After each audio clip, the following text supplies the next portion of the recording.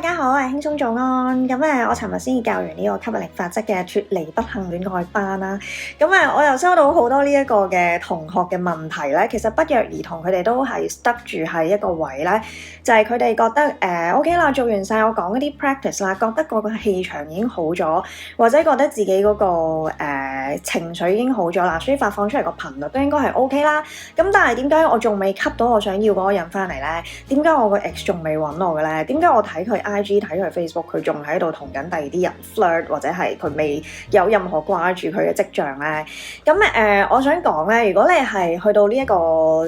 即係成日都喺度懷疑點解呢件事未發生嘅狀態咧，其實你係未去到一個位係可以好順利咁樣俾個宇宙帶呢一樣嘢翻嚟俾你，因為其實你內心對呢樣嘢仲係好猶豫啦，你仲係好懷疑啦，同埋其實我一路咧都係叫啲同學仔咧唔好咁心急嘅，因為你唔好下下都要計分，譬如話我做咗呢樣嘢我開心咗一陣喎，點解冇嘢發生嘅？或者係我已經開心咗2日㗎啦，點解去到第3日佢都未揾我嘅？咁呢啲其實都係代表你係未完全 ready 去接收嗰啲好嘅嘢，即係其實你自己呃緊自己咯。個宇宙其實仲係 get 到你係未 ready 嘅，你仍然係好心急嘅。去到咩狀態其實你係 ready 咧？你自己應該知嘅，就係其實可能你 even 仲係好掛住佢都好啦。其實你唔會話再咁 care 究竟呢樣嘢係咪要即刻發生啦。你 kind of 會相信個宇宙有佢自己一套，會喺最 perfect 嘅 timing 帶呢一個人翻嚟俾你啦。甚至乎你係有少少覺得佢翻唔翻嚟都冇乜所謂啦。即係我都想有啲時間俾自己 figure out 究竟我想要嘅人係咪佢啦。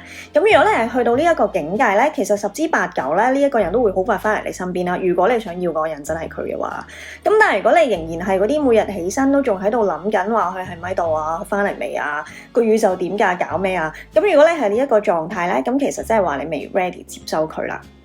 咁所以咧，如果同學仔咧係發現自己仍然係喺呢一個充滿懷疑嘅狀態咧，你唯一要做嘅嘢咧就唔係要去 force 嗰樣嘢去發生，要強迫佢，即係強迫自己要做一啲嘢，令到佢會翻嚟你身邊。你要做嘅咧，你係真係要令到自己分心，將你嘅精力、精神、重心全部擺翻去你自己身上。因為喺呢一段時間，你係要幫自己升呢啦，你要提升你自己個氣場啦，咁個宇宙先至會帶啲好嘢翻嚟俾你嘅。咁你要記住，其實我哋係要吸一啲我哋想要嘅嘢翻嚟啊嘛，我哋唔係要去 force 嗰樣嘢發生，或者勉強一啲根本唔屬於我哋嘅嘢翻嚟啦。但係咧我會勸喻大家喺呢一段時間寫一個 wish list of 你想要啲咩啦。如果你話你想同翻個 ex 一齊又好，你想拍拖又好，你想成功同到你暗戀嗰個對象一齊都好啦，我都會建議你哋寫一個 wish list 咧，上面就 list out 晒你所有覺得想要嗰個對象嘅條件嘅。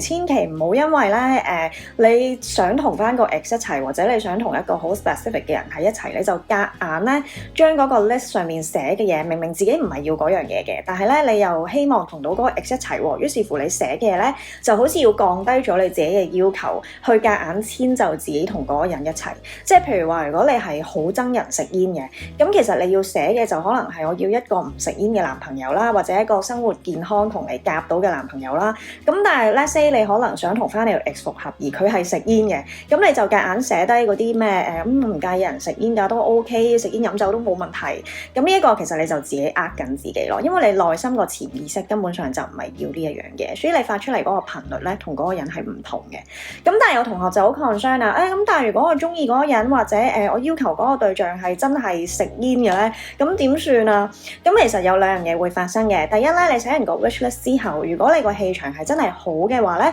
有機會咧原本呢一個你中意嘅對象，當佢係食煙都好啦，佢有機會係會戒煙嘅，又或者個宇宙會帶另外一個人俾你，係 fulfill 到晒你個 wish list 裏邊所有嘅嘢咯。其實有好多時咧，啲同學仔覺得唔開心或者咁執着想要同翻個 ex 一齊咧，都老實講，只不過係因為身邊冇貨啦。咁我成日都強調，其實有得揀嗰個先係老細咯。咁所以其實你係唔應該 limit 咗你自己嘅 choice 嘅，你係應該有得你自己繼續升咧啦，等你有多啲選擇啦。咁到時如果你話你想吸呢個 ex 翻嚟又好，或者有第二啲人俾你揀，其實你都會係處於上風咯。